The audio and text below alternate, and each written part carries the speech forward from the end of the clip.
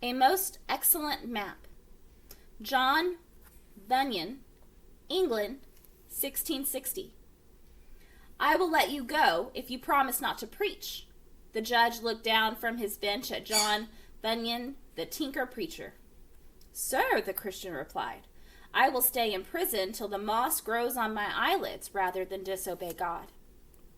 And then I hereby sentence you to 6 years in the Bedford jail. God had given Bunyan a powerful preaching gift and a great ability to touch the hearts of men. Although he wasn't well educated, he was forced to quit school at an early age to help his father work. He could read. While in prison, Bunyan read 2 books, the King James Bible and John Fox's Book of Martyrs, and preached to his fellow prisoners. He gained a new awareness of the truth of the Scripture and of the presence of Jesus Christ, declaring, Jesus Christ also was never more real and apparent than now. Here I have seen him and felt him indeed.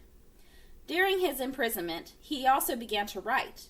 He wrote many books and tracts, including the story of his conversion, Grace Abounding in the Chiefest of Sinners. As soon as he was released, Bunyan started preaching again, and within just a few weeks he was back in jail. 6 years later, the King of England suspended the laws against the nonconformists, and Bunyan was released. By now, he was in great demand as a preacher. He frequently visited London, where he preached to large congregations. Sometime as many as 12,000 people would attend a service at 7 o'clock on a winter morning. On Sundays, the meeting house could not hold all who wanted to hear him, and hundreds were turned away. After 3 short years, the King of England changed his mind and began persecuting nonconformists again. Bunyan was sent to jail for a 3rd time, and while in prison, this Jesus freak began writing a book that helped thousands of believers for centuries to come. Pilgrims Progress was the first novel ever written. The first novel ever written is the story of a dream in which a Christian journeys from the city of destruction to the celestial city.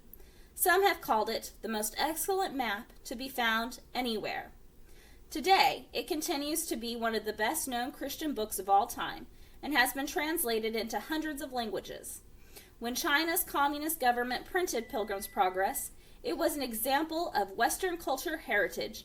An initial printing of 200,000 copies was sold out in 3 days.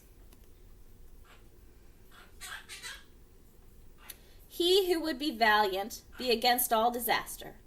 Let him in constancy follow the master. There is no discouragement shall make him once relent. His first avowed intent to be a pilgrim, since, Lord, thou dost defend us with thy spirit, we know we, at the end, shall life inherit. Then fancies flies away, I'll fear not what men say, I'll labor night and day to be a pilgrim. A hymn by John Bunyan.